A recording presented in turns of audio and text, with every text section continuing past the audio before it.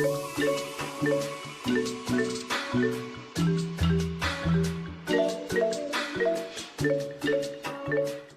semuanya, perkenalkan nama saya Nikmatur Rohmah dari Program Pendidikan Fisika Fakultas Ilmu dan Ilmu Pendidikan Universitas Cendrawasih. Pada video ini, saya akan membahas tentang materi mata kuliah Profesi Kependidikan yang berjudul Strategi Peningkatan Profesionalisme Berkelanjutan. Untuk lebih jelasnya, yuk simak videonya. Profesi guru dalam pandangan yuridis. Tenaga kependidikan adalah anggota masyarakat yang mengabdikan diri dan diangkat untuk menunjang penyelenggaraan pendidikan yang meliputi tenaga pendidik, pengelola satuan pendidik, penilik, pengawas, pendidik, dan pengembang di bidang pendidikan, pustakawan laboran, teknisi sumber belajar, dan penguji. Tenaga kependidikan dikategorikan menjadi dua bagian. Yang pertama, tenaga kependidikan yang terlibat langsung dengan proses pendidikan karena tugas utamanya sebagai pendidik atau mengembang tugas dan berprofesi sebagai pendidik. Contohnya seperti pamong belajar di sanggar kegiatan belajar dan SMP terbuka. Yang kedua, tidak terlibat langsung dalam proses pendidikan namun berpartisipasi mensukseskan penyelenggaraan pendidikan. Contohnya seperti tata usaha yang bertugas pada bidang administrasi, baik keuangan, kearsipan, dan kepegawaian. Profesi guru dalam pandangan akademik. Pendidikan guru berlangsung seumur hidup, lifelong teacher education, yang artinya meskipun sudah memangku jabatan, tetap harus mengabdikan diri secara berkelanjutan atas dasar refleksi. Tantangan kompetensi guru abad 21. Yang pertama, kemampuan beradaptasi. Kedua, memahami disiplinnya ilmu dari berbagai konteks. Dan yang ketiga, peka terhadap perkembangan kebutuhan peserta didik dan masyarakat.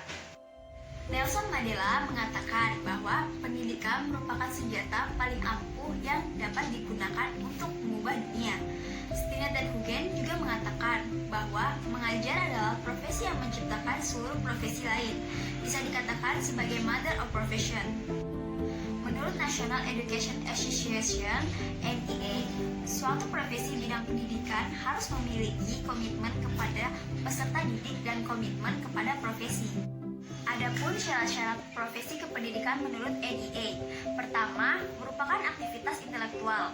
Kedua, menggeluti suatu batang tubuh ilmu khusus. Ketiga, memerlukan proses pendidikan lama. Keempat, menjanjikan karir dan keanggotaannya permanen. Kelima, memerlukan latihan jabatan berkesinambungan. Keenam, karir hidup dan keanggotaannya tetap. Ketujuh, menentukan standar baku sendiri. Kedelapan, mengutamakan layanan dibanding kepentingan pribadi. Kesembilan, memiliki organisasi profesi yang kuat. Menurut Permendiknas nomor 35 tahun 2010, secara umum, aspek yang dinilai dalam pelaksanaan tugas utama meliputi: pertama, kinerja guru yang terkait dengan pelaksanaan proses pembelajaran, yaitu kegiatan merencanakan dan melaksanakan pembelajaran, mengevaluasi dan menilai, menganalisis hasil penilaian, dan melaksanakan tindak lanjut hasil penilaian. Selanjutnya, kinerja guru yang terkait dengan pelaksanaan proses pembimbingan, yaitu kegiatan merencanakan dan melaksanakan bimbingan, mengevaluasi dan menilai hasil bimbingan, menganalisis hasil evaluasi bimbingan, dan melaksanakan tindak lanjut hasil pembimbingan. Dan yang terakhir, kinerja guru yang terkait dengan melaksanakan tugas lain yang relevan dan fungsi, yaitu aspek-aspek yang sesuai dengan kompetensi atau tugas pokok dan fungsinya. Menurut Permenekpan dijelaskan bahwa pengembangan keprofesian berkelanjutan PKB terdiri dari 3 komponen. Yang pertama, pengembangan diri, yaitu upaya-upaya guru dalam rangka meningkatkan profesionalismenya. Cara melakukan pengembangan diri dibagi menjadi 2, yaitu diklat fungsional dan kegiatan kolektif. Diklat fungsional merupakan kegiatan pendidikan atau latihan dengan tujuan untuk mencapai standar kompetensi profesi dalam kurun waktu tertentu. Sedangkan kegiatan kolektif merupakan kegiatan bersama dalam forum ilmiah untuk mencapai standar kompetensi atau di atas standar kompetensi profesi yang ditetapkan. Yang kedua, publikasi ilmiah.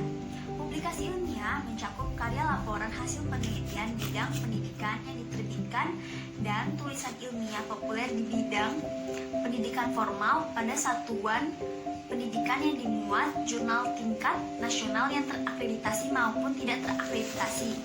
Dan yang ketiga, karya inovatif, yaitu mencakup penemuan teknologi tepat guna kategori kompleks dan sederhana, pembuatan alat pelajaran atau praktikum, penyusunan standar, soal, dan sejenisnya pada tingkat nasional maupun provinsi. Merubah paradigma tentang profesi guru. Profesionalisme dilihat dari bentuk pengalaman holistik, kombinasi dari berbagai faktor terkait, bukan sekedar dalam dimensi kompetensi yang sering dilihat secara diametrikal. Konsep belajar seorang profesional ada 3. Yang pertama, belajar dari pengalaman terjadi secara siklikal, yang disebut microgenetic development moment by moment.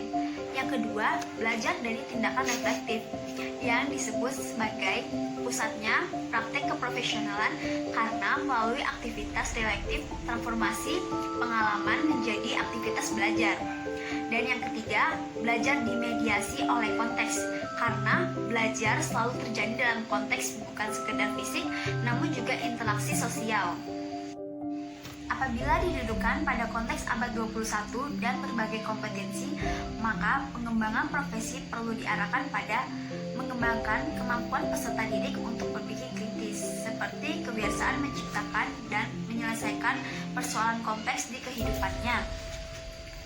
Keterampilan melakukan penilaian terhadap dampak pembelajaran dengan menggunakan beragam pendekatan dan metode, seperti mencakup kemampuan belajar didasarkan standar kompetensi nasional dalam kurikulum, pencatatan sistematis pencapaian belajar, melaksanakan penilaian otentik, merumuskan pertanyaan-pertanyaan untuk mengukur kemajuan belajar peserta didik, dan mengelola umpan balik dari hasil penilaian.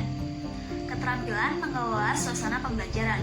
Proses pembelajaran adalah respon budaya di mana pada konteks tatap muka langsung, guru mengelola kelas yang menjamin adanya motivasi, saling berkomunikasi langsung, dan disiplin belajar.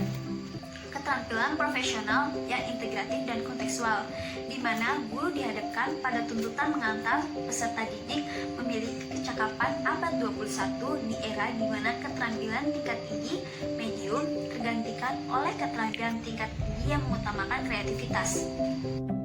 Jadi, itulah pembahasan saya di video kali ini.